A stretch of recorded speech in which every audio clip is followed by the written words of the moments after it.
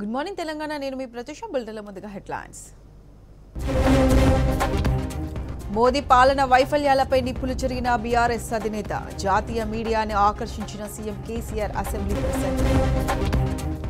విదేశీ పెట్టుబడుల సాధనలో దేశంలోనే తెలంగాణ అగ్రగామి. భారీగా పెరిగిన వ్యవసాయ అనుబంధ రంగాల ఎగుమతులు. హైదరాబాద్ పోలీస్ కమిషనరేట్లో 2 కొత్త జోన్లు. మరో 13 స్టేషన్లు, 11 డివిజన్ల ఏర్పాటుకు నోటిఫికేషన్.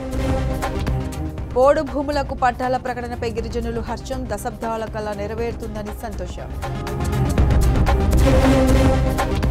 బీజేపీ పాలనలో అప్పుల ఊబిలోకి దేశం. వడ్డీలకే ఏటా 8 లక్షల కోట్లు చెల్లిస్తున్న కేంద్ర ప్రభుత్వం. న్యూజిలాండ్లో గాబ్రియల్ తుఫాన్ బీభత్సం. 9 రాష్ట్రాల్లో ఎమర్జెన్సీ ప్రకటించిన ప్రభుత్వం.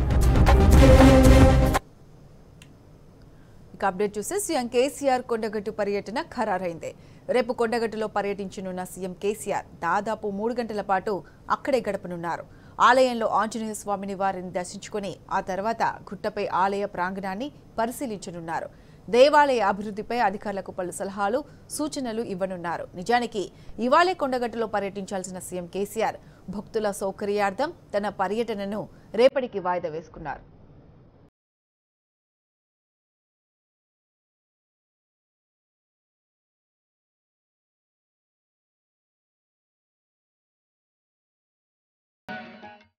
సీఎం కేసీఆర్ రేపు కొండగట్టు ఆంజనేయ స్వామిని దర్శించుకోనున్నారు. నిజానికి సీఎం కేసీఆర్ ఇవాళే కొండగట్టులో పర్యటించాల్సి ఉండగా అది రేపటికి వాయిదా పడింది. ఆంజనేయ స్వామిని దర్శించుకోవడానికి ప్రతి మంగళవారం రాష్ట్ర నలుమూలల నుంచి వేల మంది భక్తులు వస్తారు. అయితే తన పర్యటనతో భక్తులకు ఇబ్బందులు కలగకూడదని భావించిన సీఎం కేసీఆర్ తన పర్యటనను బుధవారానికి వాయిదా వేసుకున్నారు. రేపు ఉదయం సీఎం కేసీఆర్ హైదరాబాద్ నుంచి హెలికాప్టర్లో బయలుదేరి కొండగట్టు ఆంజనేయ స్వామి ఆలయ సమీపంలోని జేఎన్టీయూకు చేరుకుంటారు.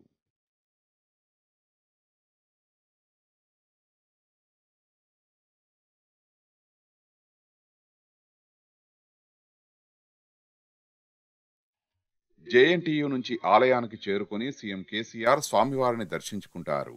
అనంతరం గుట్టపై ఉన్న కోనేరు, కొత్త పుష్కరిణి, బేతాల స్వామి గుడి, సీతమ్మ కన్నీటి దార, కొండలరాయుడి గుట్ట తదితర స్థలాలను పరిశీలిస్తారు. అక్కడి నుంచి తిరిగి జేఎన్టీయూకు వెళ్తారు. అక్కడి సమావేశ మందిరంలో అధికారులతో ముఖ్యమంత్రి ప్రత్యేకంగా సమావేశం కానున్నారు. సమావేశం అనంతరం మధ్యాహ్నం కొండగట్టు నుంచి హెలికాప్టర్లో హైదరాబాద్ ప్రగతి భవన్కు చేరుకుంటారు.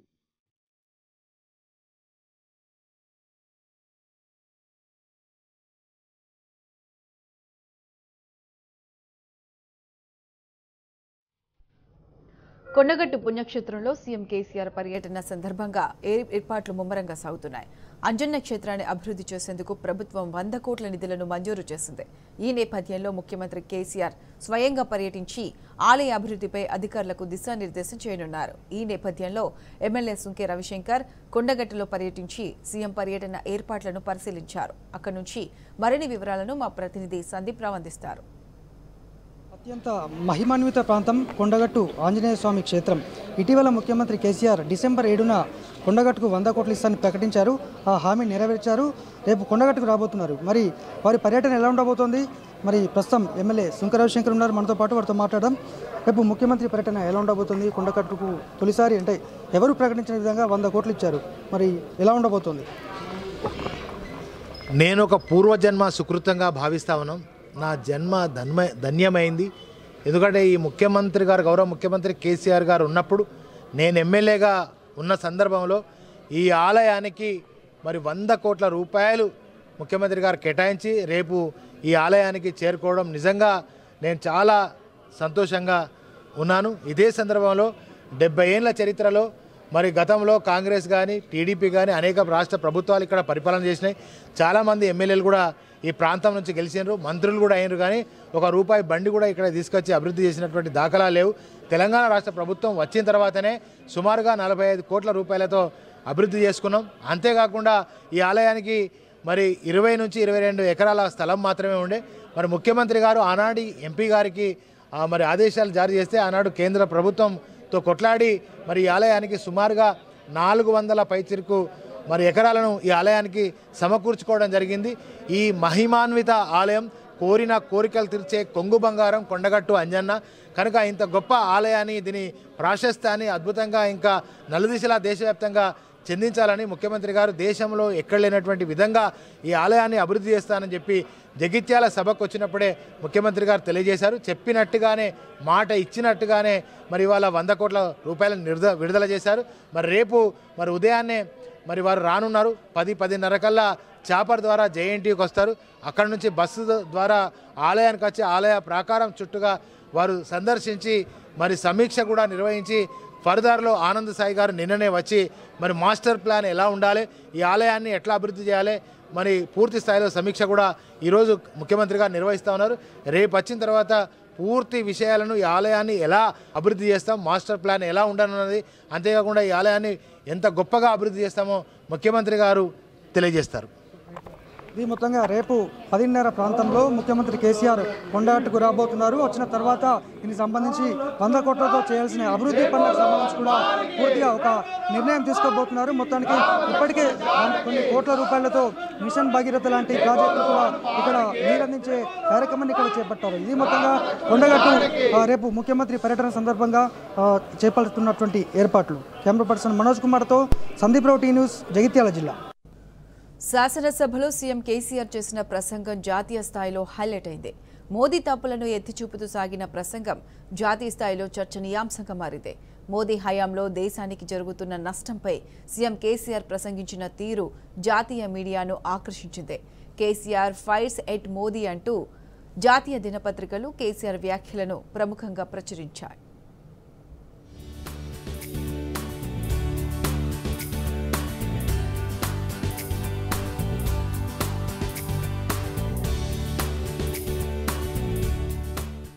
అసెంబ్లీలో ద్రవ్య వినిమయ బిల్లు ఆమోద తీర్మానంపై ముఖ్యమంత్రి బీఆర్ఎస్ అధినేత కేసీఆర్ చేసిన ప్రసంగానికి జాతీయ మీడియా అధిక ప్రాధాన్యం కల్పించింది.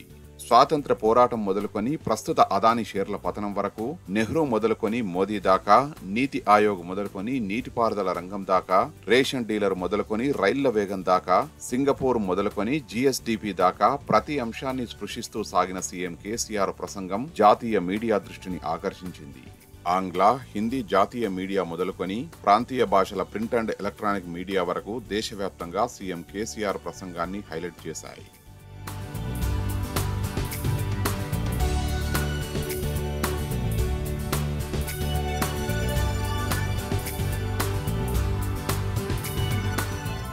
ముఖ్యంగా ప్రధాని మోదీ ప్రభుత్వ వైఫల్యాలను, కాంగ్రెస్ హయాంలో దేశం అభివృద్ధి చెందుతున్న దేశాలతో పోటీ పడలేక చతికిలపడ్డ వైనాన్ని ఉదాహరణలతో సహా విడమర్చి చెబుతూ సాగిన కేసీఆర్ ప్రసంగాన్ని జాతీయ మీడియా ప్రముఖంగా ప్రస్తావించింది.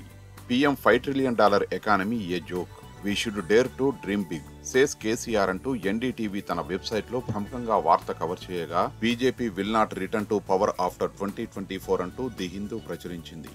వీటితో పాటు Times of India, Deccan Chronicle, Deccan Herald, Hindustan Times, the Pioneer, Indian Express వంటి ప్రముఖ పత్రికలు సీఎం కేసీఆర్ వ్యాఖ్యలకు అధిక ప్రాధాన్యతనిచ్చాయి. అటు హిందీ వార్తా పత్రికలు సైతం సీఎం కేసీఆర్ ప్రసంగానికి మంచి కవరేజీ ఇచ్చాయి. హిందుస్థాన్, అమర్ ఉజాలా, దేశ్ బంధు, హిందీ మిలాప్ వంటి డైలీ పత్రికల్లో సీఎం కేసీఆర్ ప్రసంగం హైలైట్ గా నిలిచింది. మొత్తానికి ఇటు రాష్ట్రం, అటు జాతీయ స్థాయిలో సీఎం కేసీఆర్ వ్యాఖ్యలు చర్చనీయాంశమయ్యాయి. దేశంలో మోదీని ఎదుర్కొనే సత్తా సీఎం కేసీఆర్ కు మాత్రమే ఉందంటూ ప్రజలు వ్యాఖ్యానిస్తున్నారు.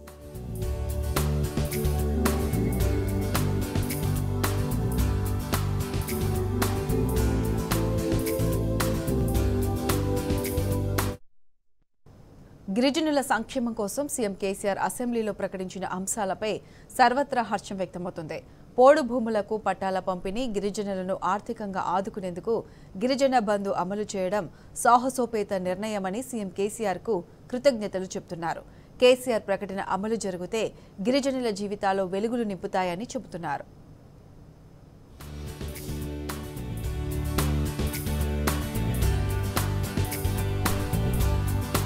దశాబ్దాల అడవి బిడ్డల కళ త్వరలో సాకారం కానుంది. పోడు భూములకు పట్టాలు ఇస్తామని సీఎం కేసీఆర్ అసెంబ్లీలో ప్రకటించడంపై గిరిజనులు సంతోషం వ్యక్తం చేస్తున్నారు. గిరిజనులకు శాశ్వత పరిష్కారం చూపేలా కేసీఆర్ నిర్ణయం తీసుకోవడంపై ఉమ్మడి ఆదిలాబాద్ జిల్లా ఆదివాసీలు హర్షం వ్యక్తం చేస్తున్నారు. కేసీఆర్ ప్రకటన నేపథ్యంలో పోడు భూముల సమస్య పరిష్కారం చేసేందుకు రాష్ట్ర ప్రభుత్వం చర్యలు చేపట్టింది. అందుకోసం ఉమ్మడి ఆదిలాబాద్ జిల్లా వ్యాప్తంగా పోడు వ్యవసాయం చేసుకుంటున్న గిరిజనులు ఇతర రైతుల వద్ద నుంచి గతేడాది నవంబర్లో దరఖాస్తులు తీసుకున్నారు. ఉమ్మడి ఆదిలాబాద్ జిల్లాలో 35 మండలాలు 248 పంచాయతీల్లోని 711 గ్రామాల్లో పోడు భూములను గిరిజనులు ఇతర రైతులు సాగు చేసుకుంటున్నారు. జిల్లా వ్యాప్తంగా 66,004 మంది రైతులు పోడు భూముల్లో పట్టాల కోసం దరఖాస్తు చేసుకున్నారు. ఇందులో 4 జిల్లాల్లో 2,27,129 ఎకరాల అటవీ భూములు సాగు చేసుకుంటున్నట్లు దరఖాస్తుల ద్వారా తెలుస్తోంది.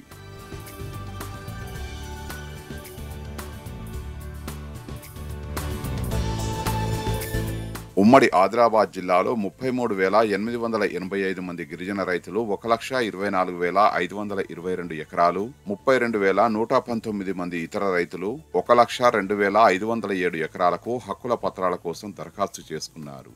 ఆదిలాబాద్ జిల్లాలో 11,172 మంది గిరిజనులు 44,120 ఎకరాలకు, కుమ్రం భీం ఆసిఫాబాద్ జిల్లాలో 13,177 మంది గిరిజన రైతులు 51,859 ఎకరాలకు, నిర్మల్ జిల్లాలో 5,076 మంది రైతులు 14,955 ఎకరాలకు, మంచిర్యాల జిల్లాలో 4,460 మంది రైతులు 13,587 ఎకరాల కోసం దరఖాస్తులు ఇచ్చారు.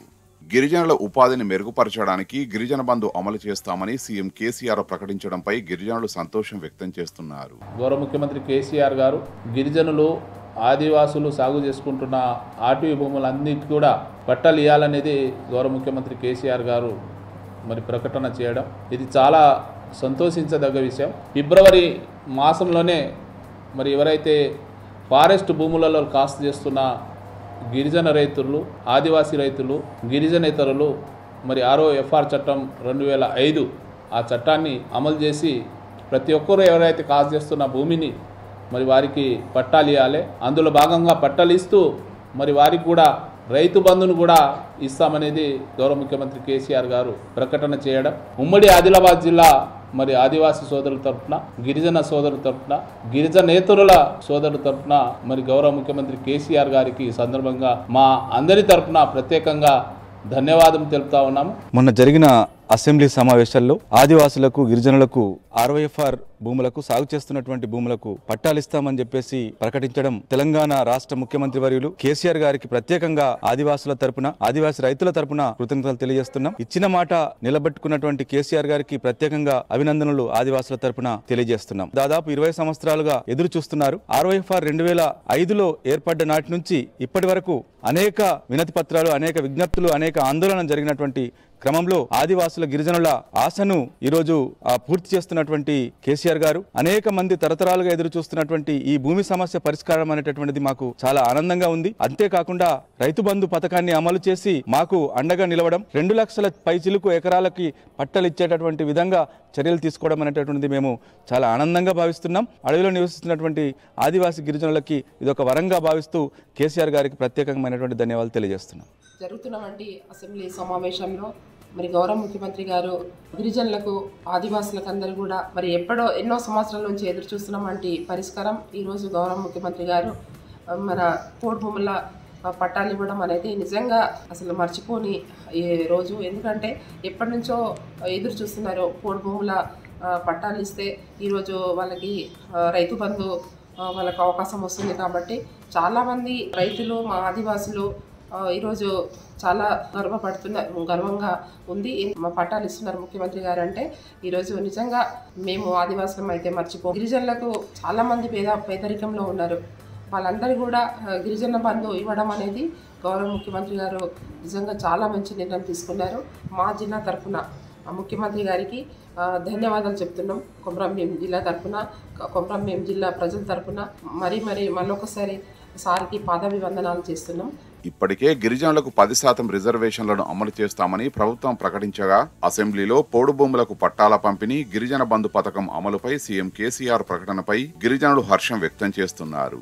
సీఎం కేసీఆర్ నిర్ణయంతో గిరిజనుల జీవితాల్లో వెలుగులు వస్తాయని ఆశాభావం వ్యక్తం చేస్తున్నారు.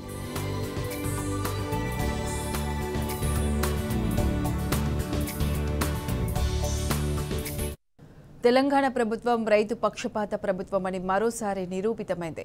దేశంలో ఒక్కో రైతు కుటుంబంపై అత్యధికంగా ఖర్చు చేస్తున్న రాష్ట్రంగా తెలంగాణ నిలిచింది. దేశంలో మరే ఇతర రాష్ట్రంలో లేని విధంగా ఈ ఏడాది ఒక్కో రైతు కుటుంబంపై ప్రభుత్వం చేసిన ఖర్చు అక్షరాల ₹1,00,000.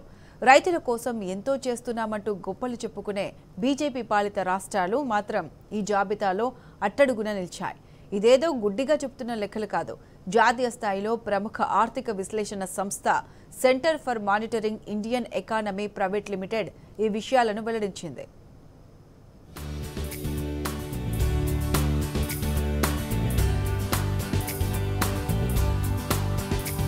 తెలంగాణ రాష్ట్రంలో ఎక్కువ మంది ఆధారపడే రంగం వ్యవసాయం. ఎక్కువ మంది బతికేది దీనిపైనే. అందుకే వ్యవసాయానికి తెలంగాణ రాష్ట్ర ప్రభుత్వం అత్యధిక ప్రాధాన్యతనిచ్చింది.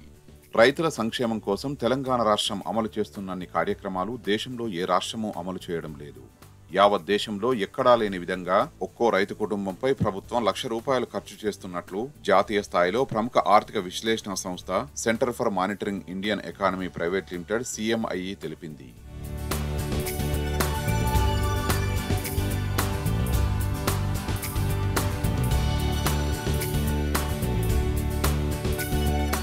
రెండు 2022-23 ఆర్థిక సంవత్సరానికి గాను రైతు కుటుంబాలపై దేశంలో ఏ రాష్ట్రం ఎంత ఖర్చు చేసిందో లెక్కలు తీసింది. వ్యవసాయ అనుబంధ రంగాల్లో చేసిన ఖర్చుల ఆధారంగా ఈ వివరాలను వెల్లడించింది. CMIE వెల్లడించిన వివరాల ప్రకారం తెలంగాణలో ఒక్కో రైతు కుటుంబంపై ₹1,03,917 ఖర్చు చేయగా యూపీలో మాత్రం అతి తక్కువగా ₹9,264 మాత్రమే ఖర్చు చేసినట్లు తన నివేదికలో వెల్లడించింది. తెలంగాణ తర్వాత తమిళనాడు ₹90,768, పంజాబ్ ₹80,984, ఛత్తీస్గఢ్ ₹53,200, కేరళ ₹52,250 ఖర్చు చేస్తున్నట్లు వెల్లడించింది. ప్రధాని మోదీ స్వరాష్ట్రం గుజరాత్ మోడల్ అటర్ ఫ్లాప్ అని మరోసారి నిరూపితమైంది. గుజరాత్ మోడల్పై మోదీ చెప్పినవన్నీ ఒట్టి మాటలేనని తేలిపోయింది. రైతుల కుటుంబాలపై ఖర్చు చేస్తున్న మొత్తం 20 రాష్ట్రాలని పరిగణలోకి తీసుకోగా ఇందులో గుజరాత్ 13వ స్థానంలో నిలవడం గమనార్హం. ఈ రాష్ట్రంలో ఏడాదికి రైతు కుటుంబాలపై చేస్తున్న ఖర్చు కేవలం ₹21,914 మాత్రమే. అంటే గుజరాత్ కన్నా తెలంగాణ ఏకంగా ₹82,000 అధికంగా ఖర్చు చేస్తున్నది.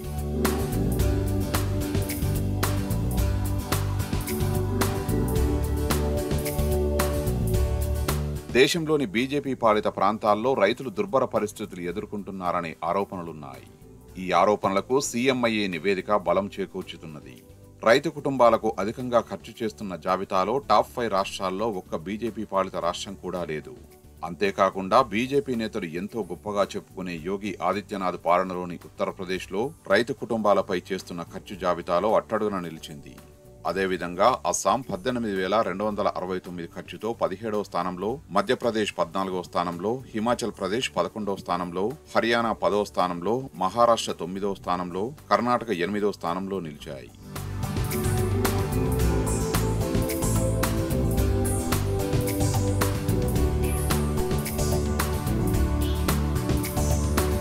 తెలంగాణ రాష్ట్రం ఏర్పాటైంది మొదలు రైతుల సంక్షేమం కోసం పాటుపడుతూ కేసీఆర్ ప్రభుత్వం రైతు పక్షపాత ప్రభుత్వంగా పేరుగాంచింది.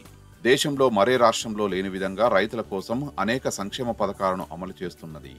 రైతు బంధు, రైతు బీమా, ఉచిత విద్యుత్తు, చేపపిల్లల పంపిణీ, గొర్రెల పంపిణీతో పాటు మరిన్ని సంక్షేమ పథకాలను అమలు చేస్తున్నది.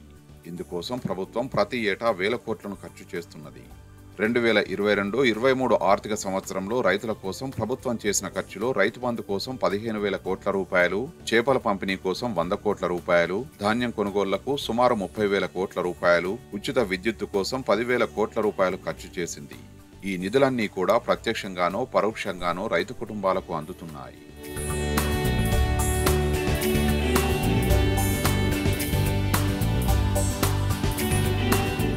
కేంద్రంలోని మోదీ సర్కార్ దేశాన్ని అప్పుల కుప్పగా మార్చింది. 10 ఏళ్లలో 112 కోట్లు అప్పు చేసిన కేంద్రం మిత్తిలకే ఏటా 8 లక్షల కోట్లు తగలేస్తుంది. అప్పుల్లో బీజేపీ, కాంగ్రెస్ పాలిత రాష్ట్రాలే టాప్లో ఉన్నాయి. అయినా తెలంగాణ అప్పులపై కొండంత రాగం తీస్తున్నాయి. కాంగ్రెస్ ఏం శుద్ధపూస కాదు. రాష్ట్రంపై ఏడోడమే తప్ప పార్లమెంట్లో కేంద్రం విధానాలపై పోరాడదామనే ధ్యాసే హస్తం పార్టీకి లేదు.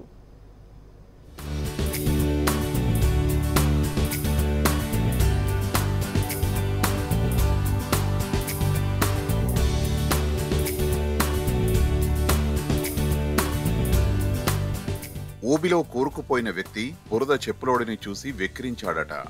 మోదీ ప్రభుత్వం తీరు చూస్తే ఇలాగే ఉంది.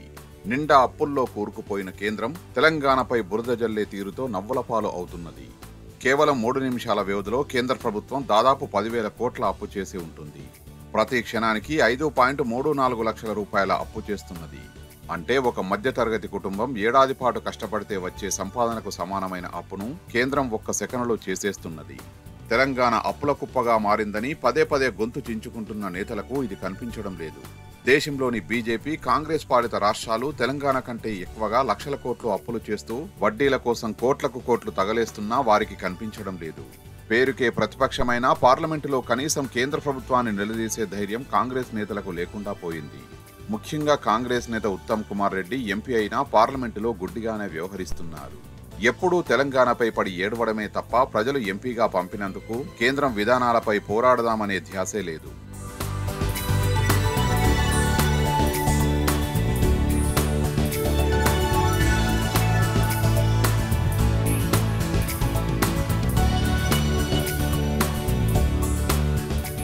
ప్రధాని మోదీ పాలనలోని మొదటి సంవత్సరం 2014-15లో 5.78 లక్షల కోట్ల రూపాయలు అప్పు చేస్తే 2021-22 నాటికి ఏటా చేసే అప్పు 3 రెట్లు పెరిగింది. నాడు ఏటా 4.02 లక్షల కోట్ల రూపాయల వడ్డీలు కడితే 2021-22 నాటికి వడ్డీ భారం రెట్టింపయ్యింది. ఈ ఏడాది ఏకంగా 10 లక్షల కోట్ల రూపాయలు మిత్తి కట్టనున్నట్లు కేంద్రం పేర్కొన్నది. పూట గడవడానికి డబ్బు లేక చేసే ప్రతి రూపాయి అప్పులో ఆటానా మిత్తీలు కట్టడానికి సరిపోతే అద్భుత పురోగతి సాధించినట్ట, పతనం అంచున నిలబడ్డట్ట. ఇప్పుడు కేంద్ర ప్రభుత్వం పరిస్థితి ఇలాగే ఉన్నది. ప్రధాని మోదీ హయాంలో దేశాన్ని అప్పుల కుప్పగా మార్చడమే కాదు, వడ్డీలను సైతం తలకు మించిన భారంగా తయారు చేశారు. 2021-22 లెక్కల ప్రకారం కేంద్ర ప్రభుత్వం ఆ ఏడాది చేసిన అప్పు 14,86,618 కోట్ల రూపాయలు. ఇక రోజువారీగా గణిస్తే ప్రతిరోజు 4,073 కోట్ల రూపాయలు అప్పు చేసింది. ఇక ఆ ఏడాది కేంద్ర ప్రభుత్వం 8,05,499 కోట్ల రూపాయలు మిత్తి కట్టింది. అంటే రోజుకు 2,207 కోట్ల రూపాయల వడ్డీ చెల్లించింది. ఈ లెక్కన ఆ ఏడాది కేంద్రం చేసిన అప్పుల్లో సగానికి పైగా సుమారు 55% వడ్డీలకే పోయింది. అంటే రూపాయి అప్పు తెస్తే 55 పైసలు వడ్డీ కట్టడానికే సరిపోయిందన్నమాట. తాజాగా సమర్పించిన బడ్జెట్లో ఈ ఏడాది 16.85 లక్షల కోట్లు అప్పు చేస్తామని కేంద్రం తెలిపింది. దీంతో మోదీ హయాంలో 10 ఏళ్లలో చేసిన అప్పు 112 లక్షల కోట్ల రూపాయలకు చేరనున్నది. ఈ మొత్తానికి కేంద్రం గ్యారంటీలు 5,19,399 కోట్ల రూపాయలు అదనం. 10 ఏళ్లలో జీడీపీ విలువ 140% పెరిగితే అప్పులు మాత్రం 170% పైగా పెరిగాయి. అంటే కేంద్ర ప్రభుత్వం ఆదాయాన్ని పెంచుకునే మార్గాల కన్నా అప్పులపైనే ఎక్కువగా దృష్టి పెట్టిందని స్పష్టమవుతున్నది.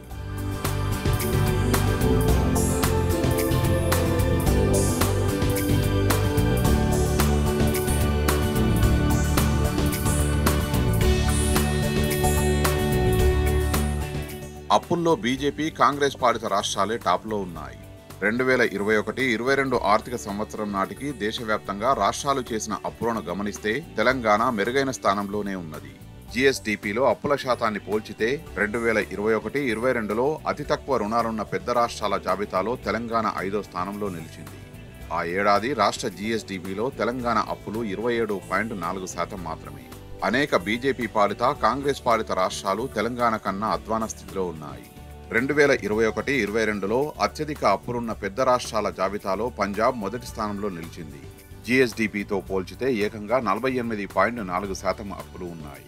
ఆ ఏడాది పంజాబ్లో కాంగ్రెస్ ప్రభుత్వమే ఉన్నది.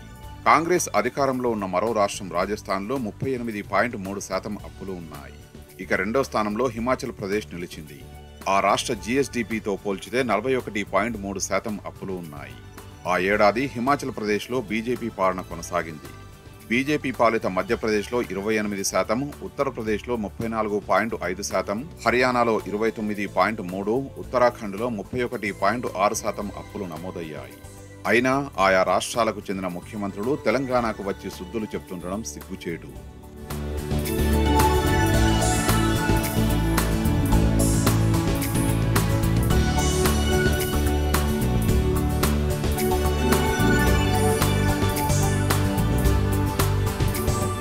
తెలంగాణ ఏర్పడినప్పుడు 2014-15లో రాష్ట్రం అప్పు 72,658 కోట్ల రూపాయలు.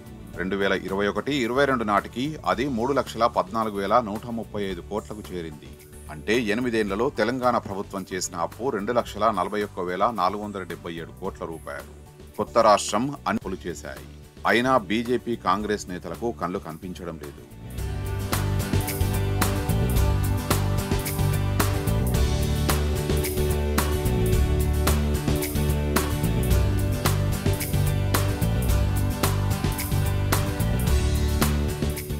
ఏటా వడ్డీల చెల్లింపుల పరంగా చూసినా తెలంగాణ ఇతర రాష్ట్రాల కన్నా మెరుగ్గా నిలిచింది. 2021-22 ఆర్థిక సంవత్సరంలో రాష్ట్రం వడ్డీ చెల్లింపులు 17,584 కోట్లుగా ఉన్నాయి. అనేక బీజేపీ పాలిత రాష్ట్రాలతో పోలిస్తే తెలంగాణ ఎంతో మెరుగ్గా ఉన్నది. దేశంలో అత్యధికంగా మిత్తీలు చెల్లిస్తున్న 2 రాష్ట్రాలు బీజేపీవే కావడం గమనార్హం.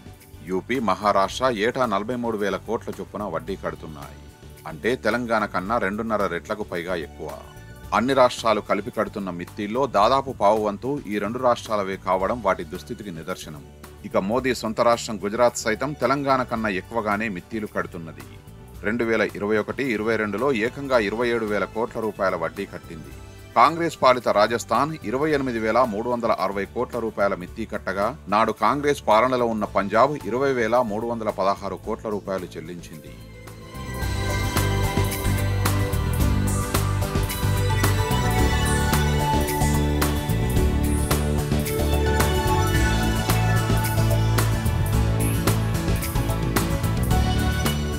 మోదీ అసమర్థ ఆర్థిక విధానాల చలవతో దేశ ఆర్థిక వ్యవస్థ సంక్షోభం వైపు ప్రయాణిస్తున్నా బీజేపీ కాంగ్రెస్ పాలిత రాష్ట్రాలు ఎడాపెడా అప్పులు చేసి అటు అభివృద్ధి చేయలేక, ఇటు వడ్డీల భారం మోయలేక దినదిన గండంగా పాలన కొనసాగిస్తున్నా రాష్ట్ర ప్రతిపక్ష నేతలకు కనీసం పట్టడం లేదు.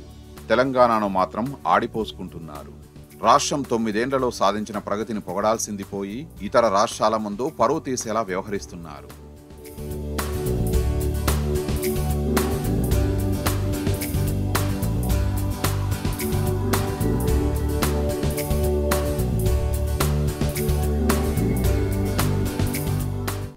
సుప్రీంకోర్టు ఒత్తిడితో కేంద్రం దిగొచ్చింది. అదానీపై అంతర్జాతీయంగా సంచలనం రేకెత్తించిన హిండెన్బర్గ్ నివేదిక నేపథ్యంలో దేశీయ మదుపర్ల రక్షణపై సర్వోన్నత న్యాయస్థానం ఆందోళన వ్యక్తం చేసింది. దీంతో మార్కెట్ నియంత్రణ వ్యవస్థల బలోపేతానికి నిపుణుల కమిటీ ఏర్పాటు చేస్తామని కేంద్రం వెల్లడించింది.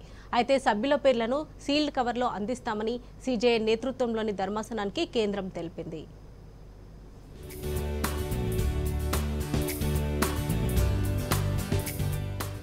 అదానీ హిండెన్బర్గ్ నివేదిక వ్యవహారంపై సుప్రీంకోర్టు విచారణ జరిపింది. సర్వోన్నత న్యాయస్థానం ప్రతిపాదన మేరకు స్టాక్ మార్కెట్ నియంత్రణ యంత్రాంగాలను బలోపేతం చేసేందుకు నిపుణులతో కమిటీని ఏర్పాటు చేసేందుకు కేంద్ర ప్రభుత్వం అంగీకరించింది. కమిటీ ఏర్పాటుకు తమకు అభ్యంతరం లేదని కేంద్రం తరపు న్యాయవాది సొలిసిటర్ జనరల్ తుషార్ మెహతా వెల్లడించారు. కమిటీకి సంబంధించిన పేర్లను త్వరలోనే ఇస్తామని, అయితే విస్తృత ప్రయోజనాల దృష్ట్యా కమిటీ పేర్లు, దాని పరిధి వివరాలను సీల్డ్ కవర్లో అందిస్తామని సీజేఐ జస్టిస్ డివై చంద్రచూడ్ నేతృత్వంలోని ధర్మాసనానికి తెలిపారు.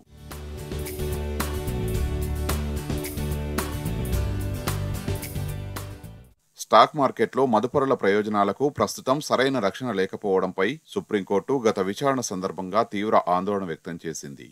మదుపరుల రక్షణకు పటిష్టమైన పద్ధతుల్ని ప్రవేశపెట్టేందుకు డొమైన్ నిపుణులు, ఇతరులతో ఓ కమిటీని ఏర్పాటు చేయాలని సూచించింది. సోమవారం విచారణ సందర్భంగా కేంద్రం సెబీ తరపున సొలిసిటర్ జనరల్ తుషార్ మెహతా వాదనలు వినిపించారు. హిండెన్బర్గ్ నివేదిక తర్వాత తలెత్తిన పరిస్థితుల్ని ఎదుర్కొనేందుకు సెబీ, ఇతర సంబంధిత సంస్థలు సిద్ధంగా ఉన్నాయని చెప్పారు. కమిటీ అధికార పరిధి ఇక్కడ చాలా ముఖ్యమని, స్టాక్ మార్కెట్ నియంత్రణ వ్యవస్థ బలోపేతానికి కమిటీ ఏర్పాటు విషయంలో అంతర్జాతీయ, దేశీయ పెట్టుబడిదారులకు ఏదైనా అనుకోని సందేశం బయటకు వెళ్తే అదే నిధుల ప్రవాహంపై ప్రభావం చూపే అవకాశం ఉందని అనుమానం వ్యక్తం చేశారు. దీంతో ఈ నెల 15 నాటికి పేర్లు సూచించాలని సొలిసిటర్ జనరల్కు ధర్మాసనం సూచించింది.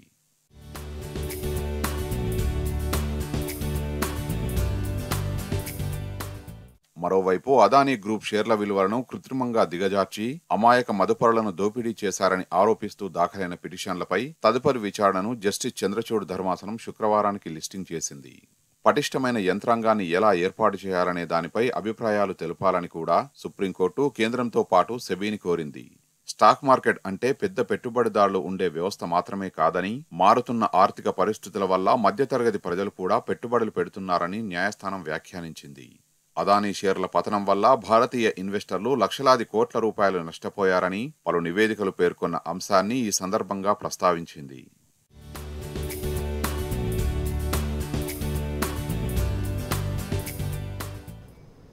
ఇక దేశంలో డయాబెటీస్ డేంజర్ బెల్స్ మోగిస్తోంది.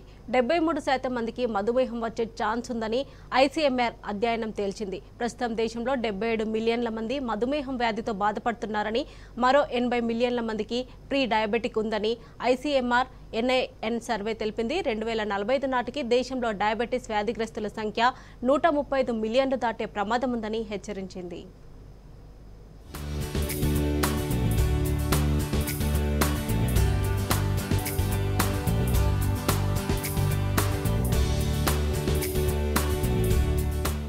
భారతదేశాన్ని డయాబెటీస్ వణికిస్తోంది. ఇప్పటికే దేశవ్యాప్తంగా మధుమేహం బారిన పడుతున్న వారి సంఖ్య పెరుగుతూ ఉండగా, తాజాగా ఐసీఎంఆర్ అధ్యయనంలో వెలుగు చూసిన అంశాలు దేశాన్ని మరింత వణికిస్తున్నాయి. దేశం మధుమేహ భారతంగా మారడానికి ఎంతో సమయం పట్టేలా లేదని తాజా అధ్యయనాలు తేల్చి చెప్పాయి. దీర్ఘకాలిక వ్యాధులపై ఐసీఎంఆర్, ఎన్ఐఎన్ సహా 21 సంస్థలు సర్వే నిర్వహించాయి. దేశవ్యాప్తంగా 600 ప్రాంతాల నుంచి దీర్ఘకాలిక వ్యాధులతో బాధపడుతున్న 18 ఏళ్ల నుండి 69 ఏళ్ల వయసు మధ్య ఉన్న 10,659 మందిని సర్వే చేసి ఒక కీలక విషయాన్ని వెల్లడించారు. ఇందులో దేశంలో అధిక బరువు, ఊబకాయం కారణంగా 73% మందికి షుగర్ వచ్చే అవకాశం ఉందని తెలిసింది. దేశవ్యాప్తంగా 98.4% మంది సరిపడా కూరగాయలు, పండ్లు తినడం లేదని, వారికి శరీరానికి కావలసిన పోషకాలు అందడం లేదని పేర్కొంది.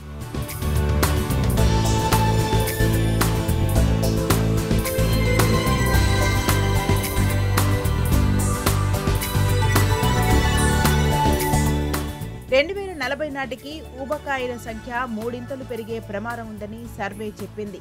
ఊబకాయం కారణంగా ఎక్కువ మంది షుగర్ బాధితులుగా మారే అవకాశం ఉందని, దీర్ఘకాలిక సమస్యలతో చాలా మంది బాధపడతారని పేర్కొంది. ఇప్పటికే 34% మందికి బీపీ ఉందని, ముఖ్యంగా పురుషుల్లోనే బీపీ ఎక్కువగా ఉందని సర్వే రిపోర్ట్ వెల్లడించింది. ఇక భారతదేశంలో ప్రతి సంవత్సరం మధుమేహ బాధితుల సంఖ్య విపరీతంగా పెరుగుతుంది. భారతదేశంలో ఇప్పటికే 77 మిలియన్ల ప్రజలు మధుమేహంతో బాధపడుతున్నారని అంచనా వేయబడింది. అధికారిక లెక్కల ప్రకారం మాత్రమే ఈ సంఖ్య. అనధికారికంగా మధుమేహం బారిన పడి బాధపడుతున్న వారు ఎంతో మంది ఉన్నట్టు తెలుస్తోంది.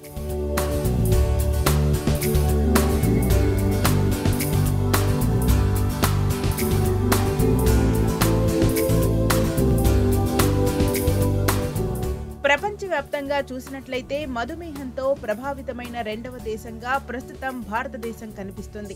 ప్రపంచంలో మధుమేహం ఉన్న 6గురిలో ఒకరు భారతదేశం నుంచే ఉన్నారు అంటే భారతదేశంలో ఎంత ఎక్కువగా మధుమేహం ప్రభావం ఉందో అర్థం చేసుకోవచ్చు. జీవనశైలి మార్పుల వల్ల మధుమేహం, బీపీ వంటి దీర్ఘకాలిక రోగాల బారిన పడుతున్నారు. భారతదేశంలో మధుమేహం అతిపెద్ద ఆరోగ్య సమస్యగా మారింది. ప్రస్తుతం మన దగ్గర 77 మిలియన్ల మంది మధుమేహంతో జీవిస్తున్నారు.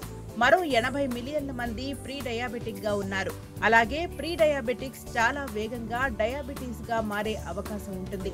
2045 నాటికి భారతదేశంలో 135 మిలియన్ల మధుమేహ వ్యాధిగ్రస్తులు ఉంటారని అంచనా వేయబడింది. ఇక తాజా అధ్యయనంతో దేశంలో షుగర్ బాధితులు మరింత పెరిగే అవకాశం ఉందని ఐసీఎంఆర్ తేల్చి చెప్పింది. దేశంలో మధుమేహం డేంజర్ బెల్స్ ముగిస్తుందని ఐసీఎంఆర్ తాజా అధ్యయనంతోనైనా అలర్ట్ అవ్వాల్సిన సమయం ఆసన్నమైంది. ఈ సమయంలో మధుమేహానికి కారణమవుతున్న అధిక బరువు విషయంలో జాగ్రత్త. నిర్లక్ష్యం వహిస్తే జీవితకాలం డయాబెటీస్ బాధితులుగా మారి మందులు వేసుకుంటూ బ్రతకాల్సి వస్తుంది. కాబట్టి బీ కేర్ఫుల్.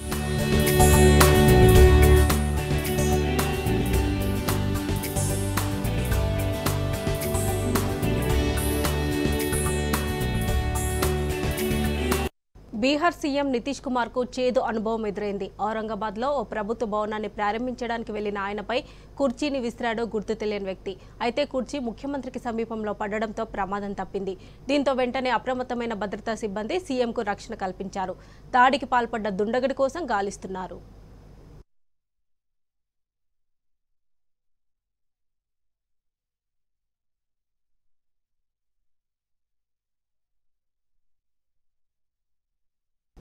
భూకంపంతో కక్కావికలమైన టర్కీ, సిరియాలో మృతుల సంఖ్య 36,000 దాటింది. మరో 1,00,000 మందికి పైగా గాయాలతో చికిత్స పొందుతున్నారు. నిర్విరామంగా శిథిలాల తొలగింపు ప్రక్రియ కొనసాగుతుంది. భూకంపం దాటికి ఒక్క టర్కీలోనే $8,400 కోట్ల నష్టం వాటిల్లినట్లు Turkish enterprises and business confederation అంచనా వేసింది.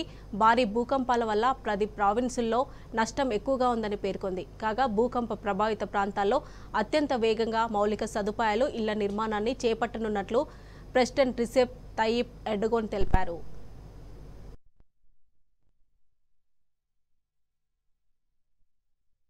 తక్షణమే రష్యాను వీడాలని అమెరికన్లను కోరింది బైడెన్ సర్కార్.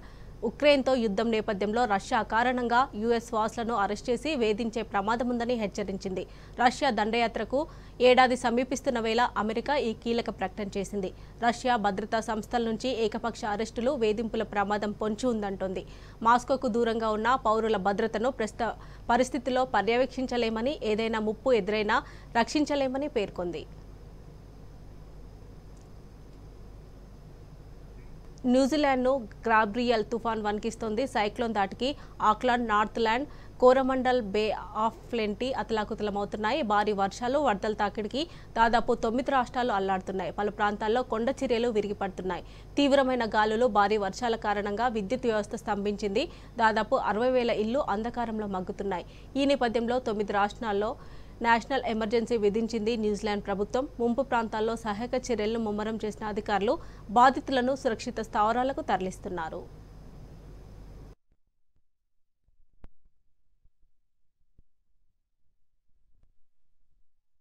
మొన్న ఘనా, నేడు గినియాను మార్బర్గ్ వైరస్ వణికిస్తోంది. కరోనా కల్లోలం నుంచి కోలుకోక ముందే ఈక్వటోరియల్ గినియాలో ప్రాణాంతకమైన మర్బర్గ్ చాప కింద నీర్లా విస్తరిస్తోంది. ఈ వైరస్ దాటికి ఇప్పటి వరకు 9 మంది మృతి చెందగా పలువురు చికిత్స పొందుతున్నారు. బాధితుల్లో చూడ్డానికి ఎబోలా వైరస్ లక్షణాలే ఉన్నప్పటికీ మృతులు చనిపోయే ముందు డయేరియా, జ్వరం, వికారం, వాంతుల వంటి సమస్యలతో బాధపడినట్లు ఆరోగ్య మంత్రి మిటోహా ఒండో అయోకాబా తెలిపారు. ఈ నేపథ్యంలో కి ఎండెం ప్రావిన్స్ మొంగోమోల్లో లాక్డౌన్ ప్రకటించామన్నారు. 2 ప్రావిన్స్లో నిర్బంధ వైద్య పరీక్షలు నిర్వహిస్తున్నట్లు పేర్కొన్నారు మంత్రి. పోర్చుగీస్ చిన్నారులపై లైంగిక వేధింపుల వ్యవహారంలో సంచలన విషయాలు వెలుగు చూస్తున్నాయి. అతిపెద్ద క్యాథలిక్ చర్చ్లో 1950 నుంచి దాదాపు 4,815 మంది చిన్నారులను లైంగికంగా వేధించారని సుప్రీంకోర్టు మాజీ న్యాయమూర్తి నేతృత్వంలోని స్వతంత్ర కమిటీ తేల్చింది. నిందితుల్లో 77% మంది చర్చ్ మత పెద్దలు ఉన్నారని, సెక్సువల్ అబ్యూస్కు సంబంధించి ఇప్పటి వరకు 512 మంది బాధితులు గలం విప్పారని తెలిపింది. అయితే వేధింపులకు గురైన వారిలో ఎక్కువ మంది అబ్బాయిలే ఉండగా 47% మంది అమ్మాయిలు ఉన్నారని పేర్కొంది. పోర్చుగీస్ చరిత్రలోనే మాయని మచ్చగా మిగిలిన ఈ ఘటనలో బాధితులు, నిందితుల పేర్లను మాత్రం కమిటీ వెల్లడించలేదు.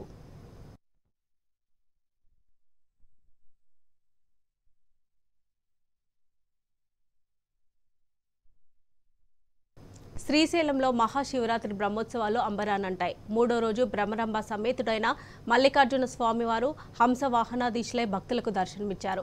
అర్చకులు, వేద పండితులు ప్రత్యేక పూజలు నిర్వహించారు. ఉత్సవమూర్తులను పురవీధుల్లో హంస వాహనంపై ఊరేగించారు. పెద్ద ఎత్తున భక్తులు తరలివచ్చి స్వామివారిని దర్శించుకున్నారు.